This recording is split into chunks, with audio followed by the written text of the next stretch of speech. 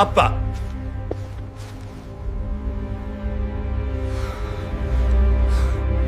The alley smelled like rain and roasted chestnuts.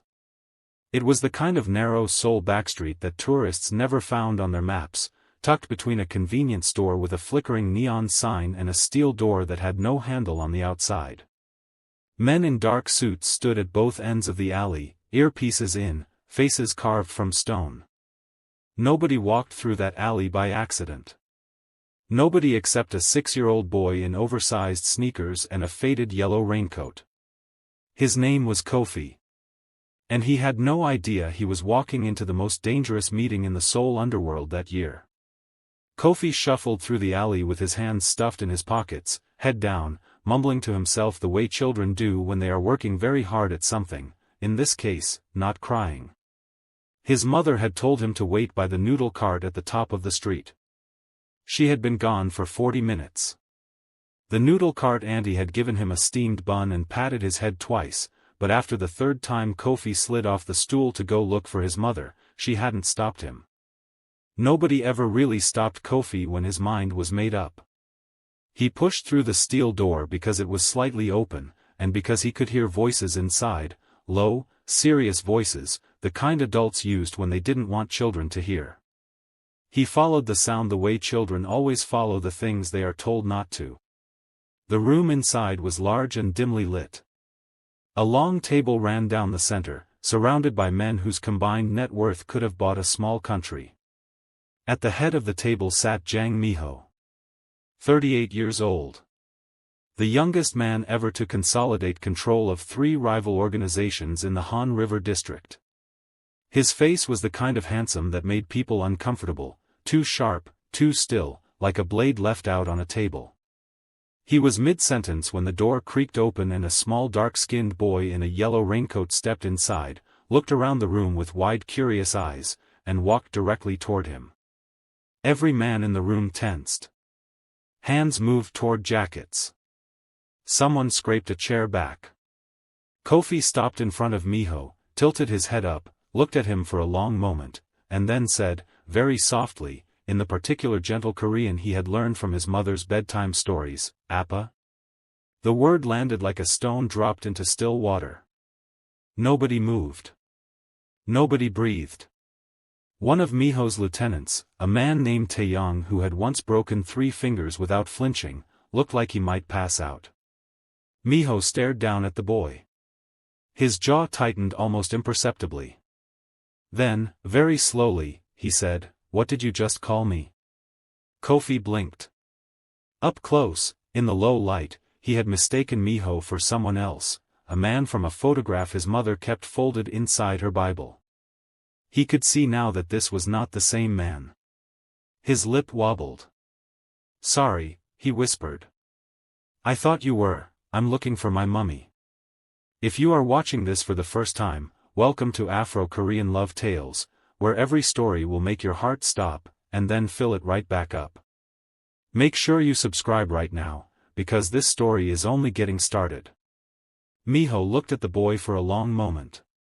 Something shifted in his expression, barely visible, like a current moving under ice. He turned to Taeyong. "Find out where his mother is." His voice was flat, almost bored. But his eyes never left Kofi. Taeyong was back in 4 minutes. The woman had collapsed outside the convenience store at the top of the street. Low blood sugar, the medic thought. She was conscious but shaken. Miho stood up from the table, buttoned his jacket, and said to the room, "We're done for tonight." No one argued. He walked Kofi out himself. Her name was Adwoa Mensa. She was 31, Ghanaian born, Seoul-raised since her early 20s. She was sitting on the curb outside the convenience store with a can of orange juice pressed to the side of her neck when Miho appeared around the corner with her son's hand in his. She scrambled to her feet so fast she nearly fell again. "Mummy!" Kofi wrenched free and ran to her, and she caught him and held him with the kind of grip that says, "I will never let anything happen to you and I am furious with you for scaring me," both at the same time. Then she looked up and saw Miho, and the blood drained from her face. She knew exactly who he was. Most people in that district did, even if they pretended otherwise. She straightened up slowly, keeping Kofi behind her.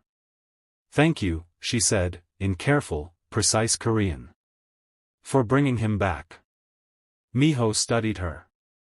There was something in the way she stood, chin level, shoulders squared despite the fact that she had just been unconscious on a pavement, that made him pause. "You should eat properly," he said. It was possibly the most absurd thing he could have said in that moment. Adwoa stared at him. Then, because the night had already been strange enough, she laughed, a short, exhausted, genuine laugh that surprised them both. "I'll keep that in mind," she said. He watched her walk away, Kofi's hand in hers, the yellow raincoat disappearing around the corner.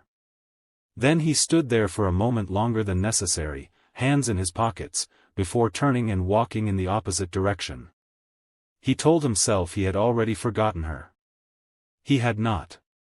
Adwoa had come to Seoul at 22 on a university scholarship, food science and nutrition, top of her cohort. She had planned to finish her degree, go home, build something. Instead she had fallen in love with a city that moved like it was always late for something important, and she had stayed. She worked now as a nutritionist at a mid-sized wellness clinic in Mapogu, took evening Korean language classes she no longer needed but attended anyway because she loved the structure, and raised Kofi alone in a clean two-room apartment with plants on every windowsill. Kofi's father was a Korean man she did not speak about to anyone except, occasionally, to the photograph inside her Bible. She had loved him without reservation. He had loved her back in the way some people love things they are afraid to keep, completely, and then suddenly not at all. He had gone back to his family's expectations, to a woman they approved of, to a life that had no room for a Ghanaian girlfriend and certainly no room for the child she had only discovered she was carrying after he was already gone. She had not told him. She had made her peace with that decision on some days, and on other days she had not. Kofi knew he had a father somewhere. He had found the photograph at age 4, pointed at it, and asked with complete confidence, "Is that my Appa?" Adwoa had told him yes. She had told him his father was a good man who did not know about him, which was the most honest and least painful version of the truth she could construct for a 4-year-old. Kofi had accepted this with the extraordinary equanimity that children sometimes have about the most enormous things, and had gone back to his cereal.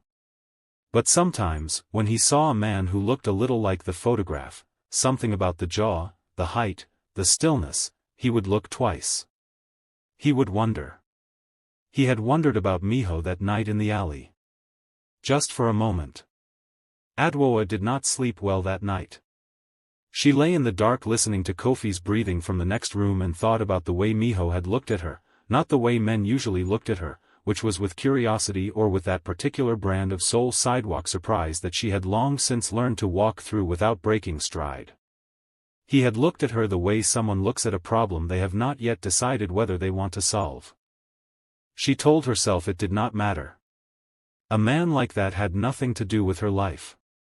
She had Kofi, she had her work, she had her plants and her evening classes and her friends from church who brought her jollof rice on Sunday afternoons. She had a full life. A clean life. A life built carefully and on purpose, with no room in it for dark suits and steel doors without handles. She was completely right about all of that. She saw him again 4 days later at the farmer's market near Mangwon Station. He was alone, which surprised her. She would have expected at minimum 2 men with earpieces trailing him at a respectful distance. He was standing in front of a vegetable stall looking at a bundle of perilla leaves with an expression of mild concentration, wearing a dark coat and no tie, and he looked almost, not quite, but almost, like a regular person. Kofi saw him first. He tugged Adwoa's hand and said loudly, in English, "Mummy, that's the man from the alley." Miho looked up. Their eyes met over a bundle of perilla leaves and a small boy in a striped hat, and for a moment the entire farmer's market seemed to pause. Then Kofi, who had inherited his mother's directness and none of her caution, pulled free and walked straight up to Miho and said, "Did you have breakfast? My mummy says you should always eat breakfast." Miho looked down at the boy for a moment, then backed up at Adwoa, who had closed the distance between them with the focused energy of a woman who was deeply embarrassed by her child and refusing to show it. She took Kofi's hand firmly and said, "Sorry. He talks to everyone." "I noticed," Miho said. There was a beat of silence. The market moved around them, vendors calling out prices, a grandmother haggling aggressively over spring onions, a toddler screaming about something 3 stalls down. Normal Seoul Saturday morning energy. Loud and warm and completely indifferent to the fact that 2 people were standing in the middle of it having a conversation that felt, for reasons neither of them could immediately explain, like it was about something much larger than perilla leaves and breakfast habits. "How are you feeling?" Miho asked. "From the other night." "Fine," Adwoa said. "It was nothing. Low blood sugar." "You said that already," Kofi informed Miho helpfully. "She always forgets to eat lunch when she has back-to-back clients. I tell her every time." Adwoa looked down at her son with an expression that was equal parts affection and mild mortification. "Kofi. It's true though." Miho's mouth moved, not quite a smile, but the architecture of one. Something in the lower half of his face rearranged itself briefly and then went back to its default setting of careful neutrality. He looked at Adwoa. "Your son is more concerned about your health than you are." "My son," Adwoa said pleasantly, "is 6 years old and has opinions about everything. Including strangers at the farmer's market." She looked at him steadily. "You came alone today." It was an observation, not a question, but it landed like one. Miho held her gaze. "I do that sometimes." "I wouldn't have thought so. Most people don't." She bought her perilla leaves and her sweet potatoes and a small bunch of chrysanthemums that Kofi insisted on carrying himself, and she told herself she was going to say a polite goodbye and walk away and that was going to be the end of it. She had built her entire soul life on clean decisions and clear boundaries, and a man like Jang Miho, whatever softness he had shown in a back alley and a farmer's market, was not a clean decision. She knew what he was. She read the news. She was not naive. She said, "Goodbye, then." He said, "Let me buy you breakfast." She said no.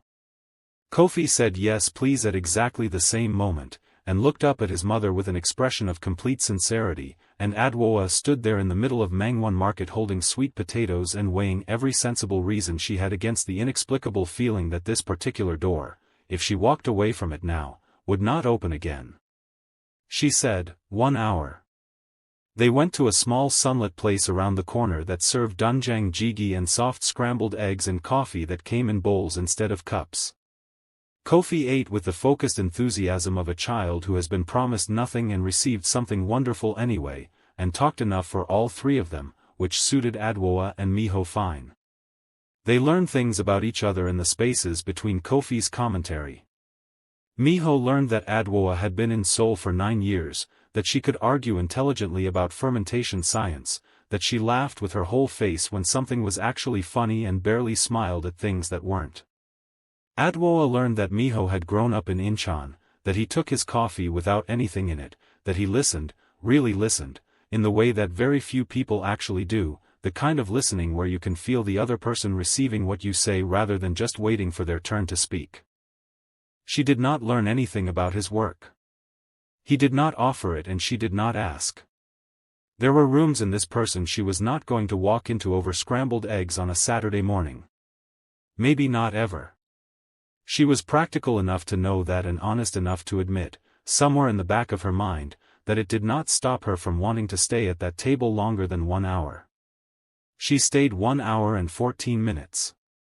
Then she gathered Kofi and her shopping bags and stood up and thanked him for breakfast with the particular grace she had, warm but self-contained, like good architecture, and she left. Miho sat at the table after she was gone and drank the rest of his coffee slowly and thought about the way she had said his name exactly once during breakfast, when Kofi had asked her to tell the story of how they had met at the market and she had said, "Well, I had actually already met Mr. Jang a few days before," and the way his name sounded in her mouth, careful, precise. With the full weight of someone who does not say things they don't mean, had done something to him that he was going to have to think about later.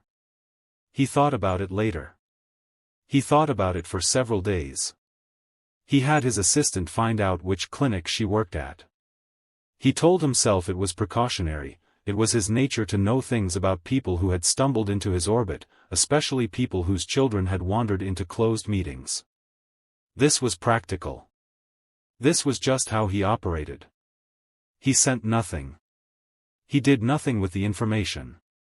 He just had it. On Wednesday evening, Adwoa was locking up her consultation room when she found a small paper bag on her desk that hadn't been there before lunch.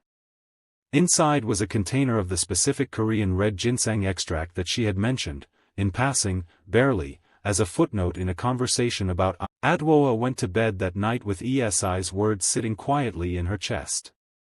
She was 31 years old. She had built a good life from scratch, in a country that was not her birth country, in a language that was not her first, raising a child alone with a steadiness that people admired and sometimes mistook for the absence of need. She was not the absence of need. She was just very practiced at holding it.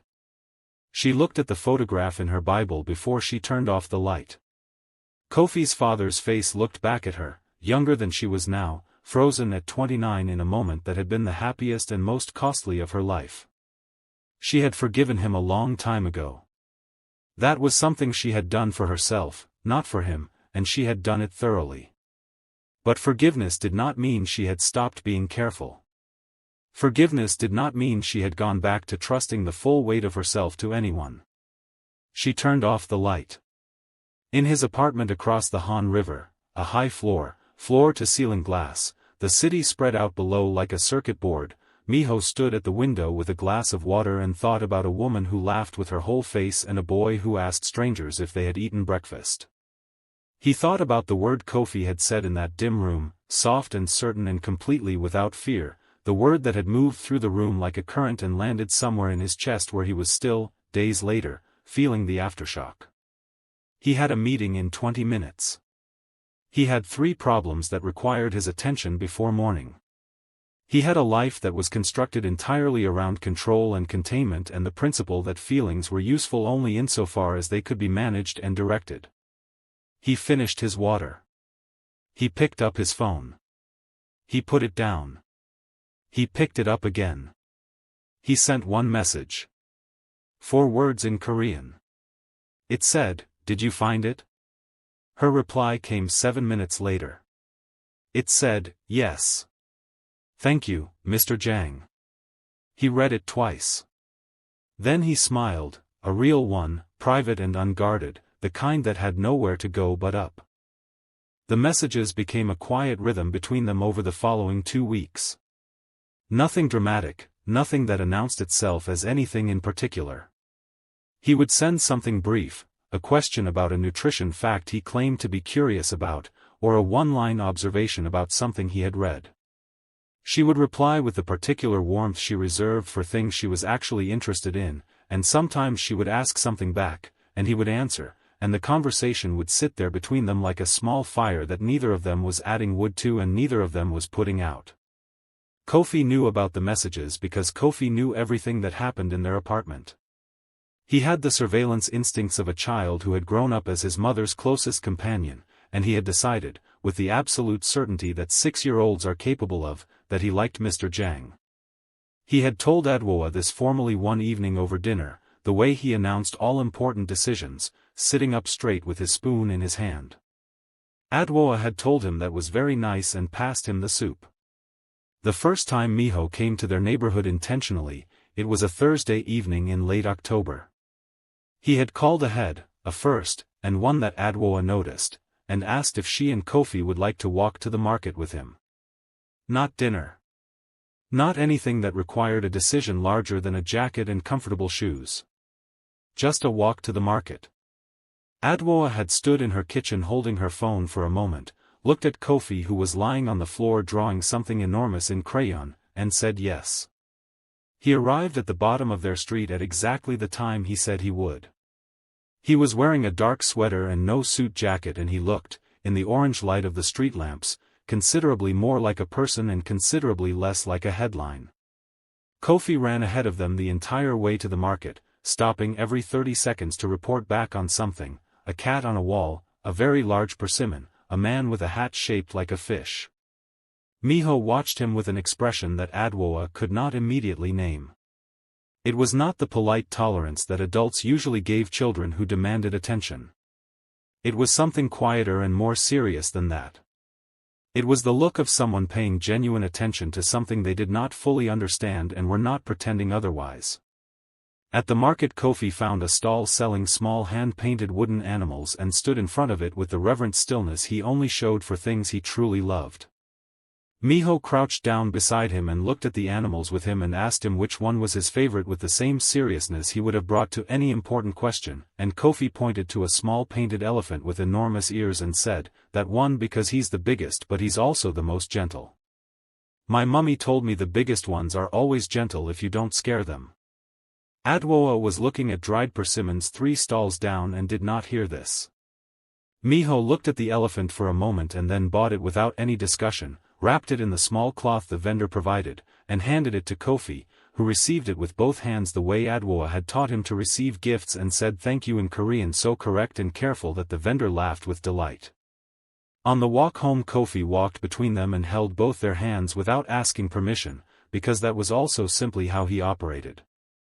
Adwoa felt the shift the moment it happened, the 3 of them moving down the lamplit street in the autumn cold, Kofi swinging lightly between them, chattering about the elephant's name which he had already decided was going to be Kojo, and something in her chest did a thing she had not prepared for. Something that felt less like falling and more like recognizing. Like a word in a language you studied years ago suddenly making sense in your body rather than just your head. She did not say anything about it. She smiled at something Kofi said and kept walking. But when they reached her building and Miho said goodnight, and Kofi threw his arms around Miho's legs with zero warning the way he sometimes did with people he had decided belonged to him, and Miho's hand came down and rested on the boy's back, careful, a little uncertain, like someone handling something they were afraid of dropping, Adwoa felt it again. That recognition. That quiet, dangerous warmth. She got Kofi upstairs and into the bath and into bed, and she sat on the edge of his bed while he told Kojo the elephant good night, and she thought about the way Miho's face had looked when Kofi hugged him. Stripped. That was the word. Like something had been removed for just a second and what was underneath was not the controlled, contained, carefully constructed man she had been carefully observing for 3 weeks. What was underneath was someone who wanted something he did not know how to want without risk. She understood that feeling precisely. If you have been watching since the beginning of this story and you haven't subscribed yet, now is the time. Hit that subscribe button and turn on your notifications for Afro-Korean love tales, because this story is about to go somewhere that will stay with you for a long time. He told her about himself on a Sunday afternoon 3 weeks later, over tea in a small cafe near Hongdae while Kofi was at a birthday party 2 streets away. Not everything, she did not expect everything and would have been suspicious of everything. But enough. He told her about Incheon, about his father who had been a dock worker and a violent drunk, about the older cousin who had recruited him at 15 into a world that had seemed, to a boy with nothing and nowhere, like the only door open. He told her he had walked through that door with his eyes open and he had never fully closed it behind him and he was not going to sit across from her and pretend otherwise. She listened to all of it without interrupting. When he finished she was quiet for a moment, and then she said, "Why are you telling me this?" He looked at her steadily. "Because you deserve to know what you're sitting across from." "And what am I sitting across from?" "Someone who is trying," he said, "to figure out if there is a version of his life that looks different from the current one. And who is aware that this is not a small thing to ask anyone to be adjacent to." Adwoa wrapped her hands around her tea. She thought about Esi's voice on the phone. "You deserve something that makes you feel something." She thought about Kofi holding Miho's hand on the lamplit street without asking. She thought about 9 years of building carefully and cleanly and alone. "I have a son," she said. "I know. He is the first consideration. Always. In everything." I know that too. And I am not, she said carefully, with the particular precision she used for things that mattered absolutely, a temporary arrangement. I don't do temporary. I never have. So if that is what this is, then I need you to tell me right now, and we will finish this tea, and I will thank you for 3 very pleasant weeks, and we will go back to being 2 people who nodded at each other at a farmer's market once. Miho held her gaze across the small table.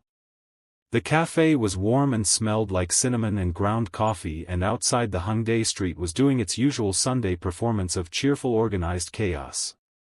He did not look away from her. He did not hesitate in the way people hesitate when they are constructing an answer. He said, I have never in my life wanted a temporary arrangement with you.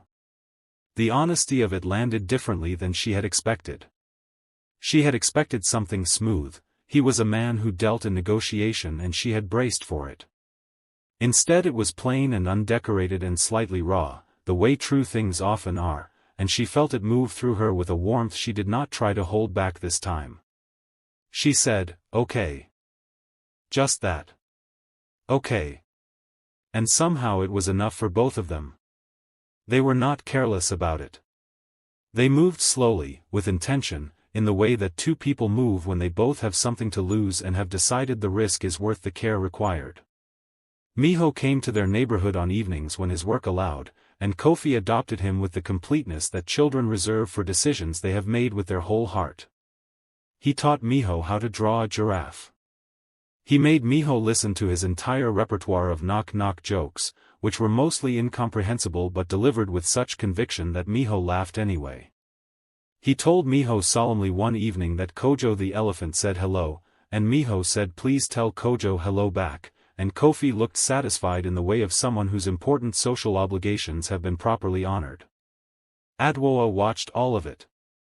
She watched Miho learn how to be in a home that ran on warmth and plants and Sunday cooking smells and a small boy's enormous personality, and she watched the careful architecture of him soften at the edges, slowly and then all at once, the way ice melts, not dramatically, not in a moment you can point to, but undeniably and without going back. She was falling in love with him. She knew it the way she knew most true things, not loudly, not with great announcement, but with the quiet certainty of something that has already been decided at a level below conscious thought, that the mind is simply the last to be informed about. She was also afraid. Not of him, or not only of him. She was afraid of the size of what she was feeling. She was afraid because the last time she had felt something this large she had built a life on it that had then been taken away, and what she had built in its place, this clean careful intentional life, she had built in the specific shape of never being that exposed again. Kofi, who understood none of this and all of it, climbed into her lap one evening while Miho was washing the dishes in the kitchen, and pressed his face into her neck, and said quietly, Mummy. I like it when he's here. Adwoa held her son and listened to the sound of Miho moving around in her kitchen and felt the fear and the warmth sitting side by side in her chest like 2 things that had decided to share the space. I know, baby, she said. I like it too. Winter came to Seoul the way it always did, suddenly and without apology. The Han River went gray and the ginkgo trees dropped their last yellow leaves overnight and the city pulled its coat tighter and kept moving. Adwoa's apartment smelled like ginger tea and the particular warmth of a home that is being lived in fully, and Kofi had developed the habit of leaving one of his drawings on the kitchen table every morning like a small daily newspaper, for whoever happened to be there to read it. Miho was there more mornings than not, by December. It had happened gradually and then completely, the way real things tend to happen. There had been no formal conversation about it, no announcement. One evening he had stayed late helping Kofi finish a puzzle that had defeated both of them for 2 weeks, and it had been past midnight when they finally placed the last piece, and Kofi had fallen asleep on the floor in the specific way of children who simply power off without warning, and Adwoa had looked at Miho across the sleeping boy and said, quietly, you don't have to go tonight if you don't want to, and he had looked at her for a long moment and said I don't want to, and that had been that. He was careful with her. Careful in the way that people are careful when they are aware of the weight of what they are holding. He had learned by watching, the way she needed 20 minutes of quiet in the morning before she was ready for conversation, the way she always checked on Kofi twice before she slept, the way she kept the photograph in her Bible and never explained it and he never asked. He had learned the rhythms of her life and moved inside them without disrupting them, which was the most intimate thing he had ever done for anyone.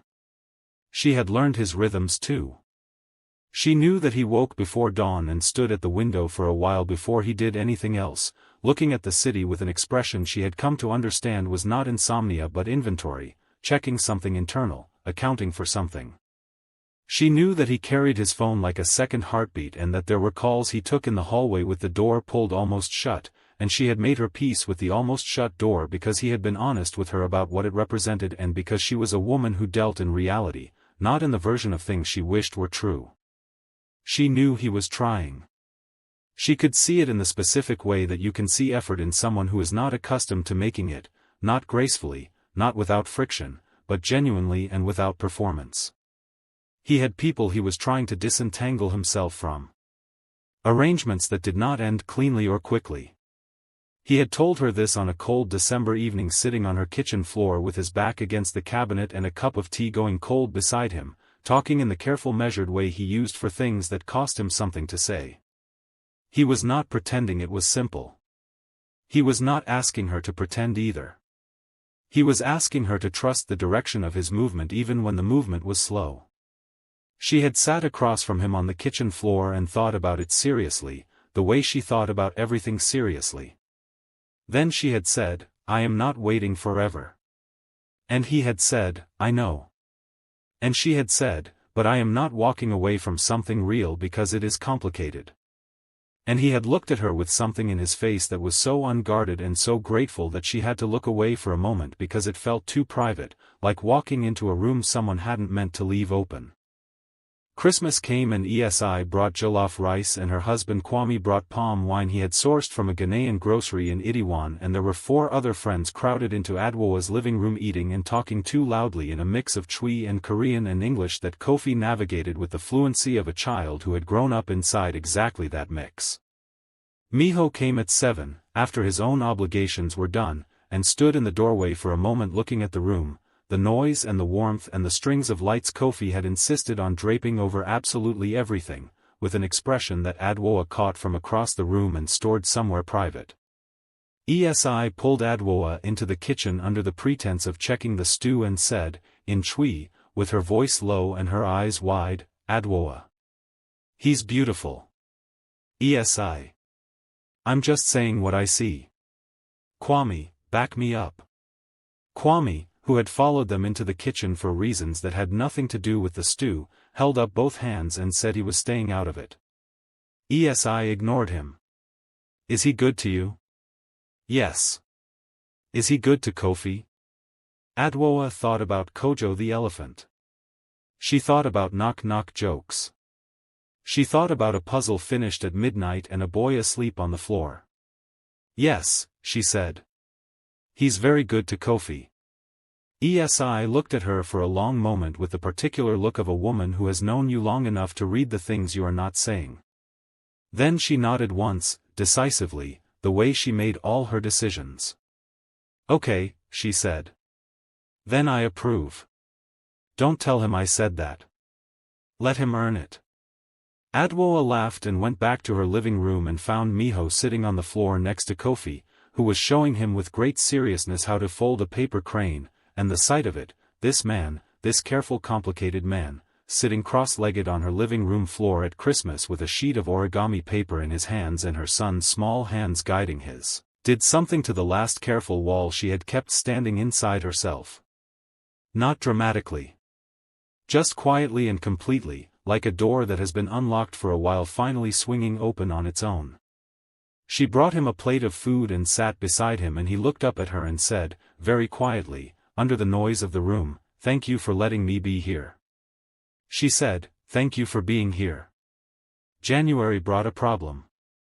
It arrived in the form of a newspaper article that ESI texted her on a Tuesday morning with no message attached, just the link, which was how ESI delivered bad news, efficiently and without softening.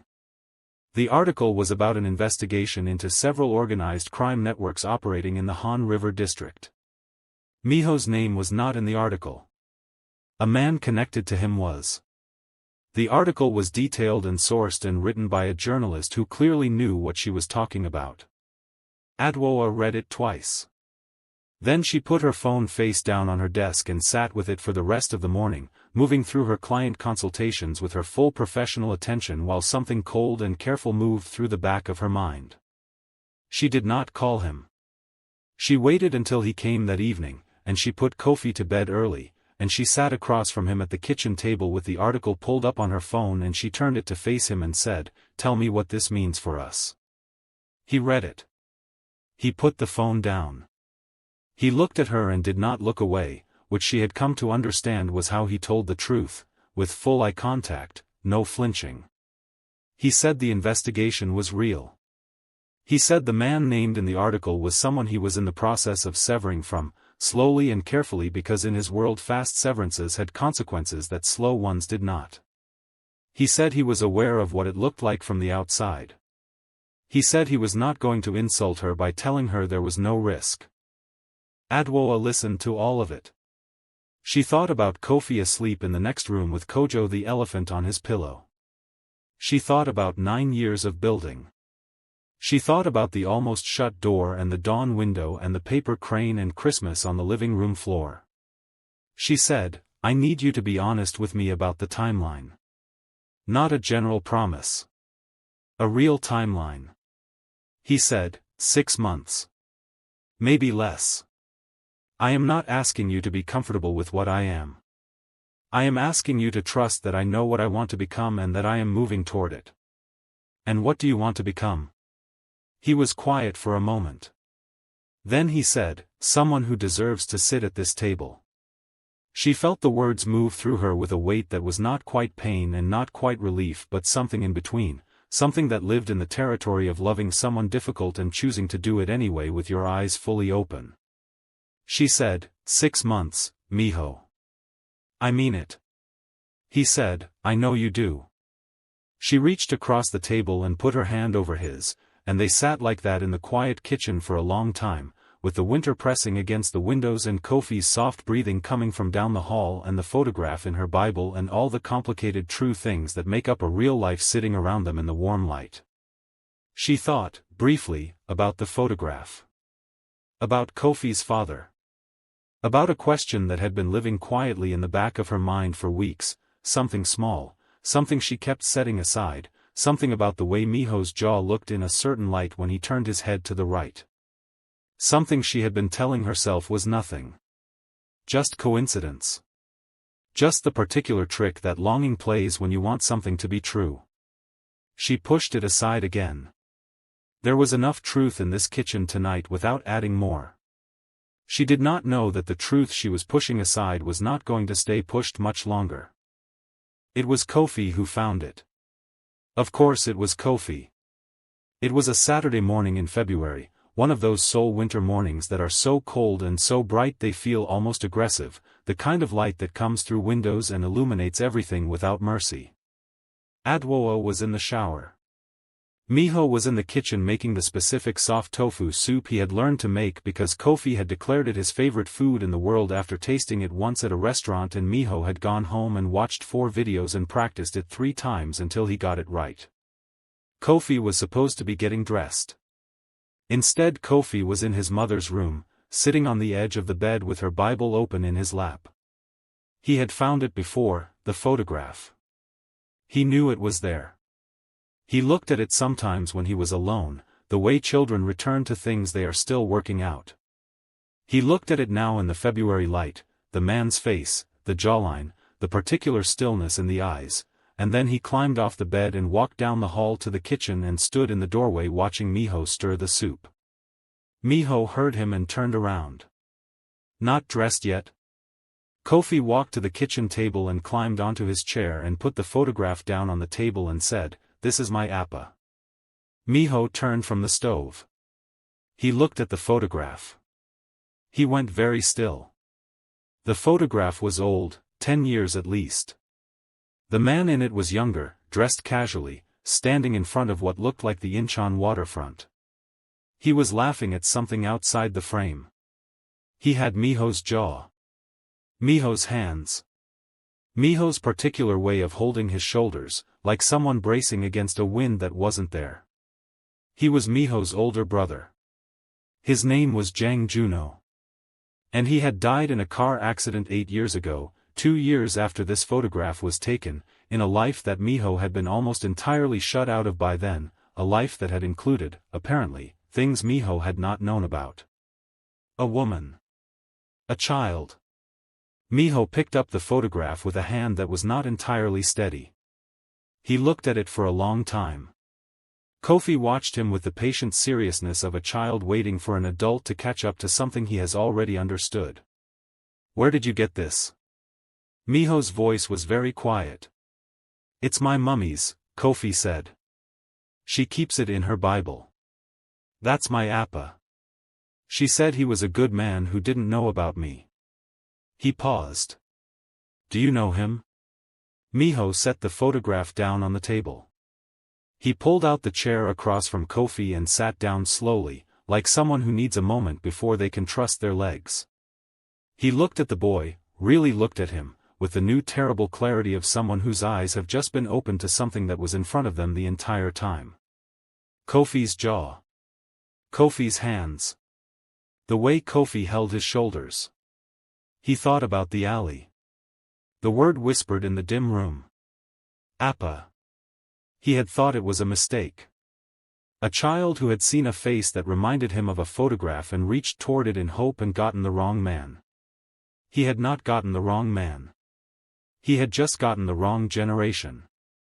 "Yes," Miho said. His voice came out rougher than he intended. "I know him. He was my brother." Kofi processed this with the extraordinary composure he always brought to large information. He looked at Miho for a moment. Then he said, "So you're my uncle?" Miho's throat tightened with something he had not felt in years, something that lived in the region of grief and love and the particular pain of understanding something too late. "Yes," he said. "I think I am." Kofi nodded slowly.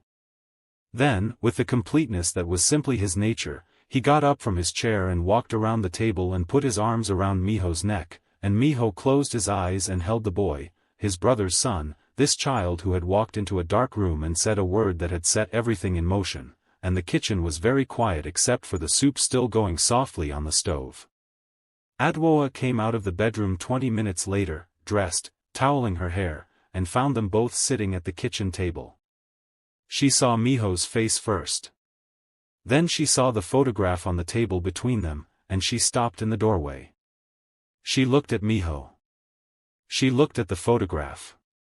She looked at Kofi, who said, with complete calm, "Mummy, Miho is my uncle. His brother is my Appa. Can I have my soup now please?" The towel dropped from her hands. She sat down at the table because her legs made the decision before her mind did. She looked at Miho and he looked at her and neither of them said anything for a long moment because there was too much to say and no order to say it in. She thought about the jawline. The thing she had been setting aside for weeks. The thought she had told herself was just longing playing tricks. It had not been tricks. It had been her own instincts telling her something true that she had not been ready to hear. "You didn't know," she said. It was not a question. "No," he said. "I didn't know about you. I didn't know about Kofi. Juno and we were not close, at the end. There were years we didn't speak." His voice was careful, precise, the way it got when he was holding something large. "He died before we could fix it." She pressed her hand over her mouth for a moment. She thought about Juno, young and laughing in the Incheon waterfront photograph, the man she had loved at 22 with her whole uncomplicated heart, the man who had left and broken something in her that she had spent 9 years quietly rebuilding. She thought about what it meant that his brother had found her in a dark alley, had bought her breakfast, had sat on her kitchen floor at Christmas with origami paper in his hands. She thought about the architecture of it, the strange, painful, almost unbearable architecture of it, and felt something move through her that was grief and wonder and the particular disorientation of realizing that the story you thought you were living has a shape you did not see until now.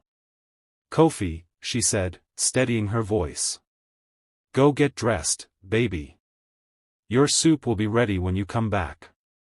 Kofi, who understood that the adults needed the room, took Kojo the elephant from the windowsill and went to his bedroom with the dignity of someone honoring an important request. Adwoa looked at Miho. What do we do with this? He looked back at her. He had been asking himself the same question for the 20 minutes he had been sitting at her kitchen table with her son in his arms and his brother's photograph between them, and he had arrived at the only answer that felt true. We tell the truth, he said. To Kofi. To ourselves. And then we decide what we want, knowing all of it. And what do you want? She asked. Knowing all of it. He did not hesitate. The same thing I wanted before I knew. You and Kofi. This kitchen. This life you've built. He paused. But I understand if this changes things for you. I understand if knowing who I am to him makes what I am to you impossible. I will not ask you to hold all of that if it is too much. She was quiet for a long time. The February light came through the window and lay across the table and the photograph in his hands and all the complicated true things between them. She thought about 9 years. She thought about the clean careful life she had built. She thought about Kofi saying I like it when he's here, and ESI saying you deserve something that makes you feel something, and Miho saying someone who deserves to sit at this table. She thought about Juno. She let herself feel it, the old grief, the old love, the life that hadn't happened. She let it move through her fully, standing up, with her eyes open, the way she had been learning to feel things again these past months without immediately deciding what to do about them.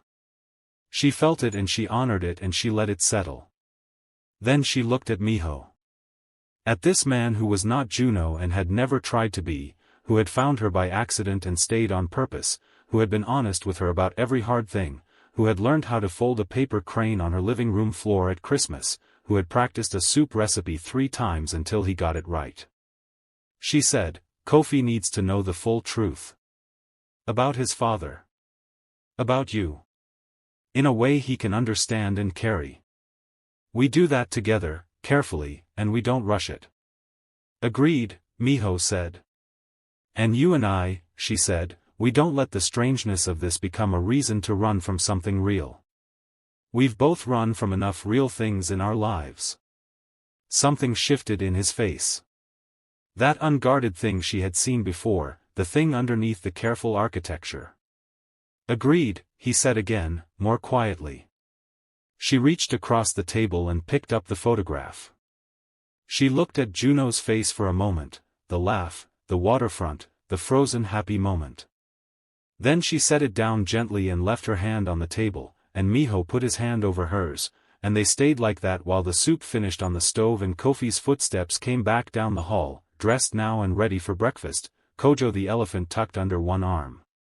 He climbed into his chair and looked at them both with his clear serious eyes and said, Are you okay? Adwoa smiled at her son, her brave, bold, extraordinary son who had walked into a dark room and said a word that had changed everything. We're okay, baby, she said. We're very okay. Miho served the soup. Kofi ate with his usual focused joy. Outside, the February sun was hard and bright and the city moved the way it always moved, without waiting for anyone. But inside that small warm kitchen there was something that had not been there before, not the absence of complication, but something better than that. The presence of truth. The presence of choice. 3 people at a table who knew the whole story now and had decided, with their eyes open, to stay. 6 months later, on a warm August evening on the rooftop of Adwoa's building with fairy lights strung between the railings and ESI crying loudly and Kwame pretending he wasn't and Kofi standing between them in a tiny suit he had picked himself, Miho asked Adwoa a question. He did not make a speech. He was not a man for speeches. He simply took her hands and said, in the quiet under all the noise of the people who loved them, I want to sit at your table for the rest of my life. She said yes. Kofi said finally, in the particular tone of a child whose patience has been thoroughly tested, and everyone laughed, and the fairy light swayed in the August wind, and Seoul glittered below them like it had always known this was coming. If this story moved you, share it with someone who needs to believe that real love finds its way even through the most unexpected doors. Subscribe to Afro Korean Love Tales for more stories that will break your heart open and fill it right back up. And drop a comment below, tell us which moment in this story hit you the hardest. Don't forget to tell us where you are watching from. We read every single one. Thank you for watching, and we will see you in the next tale.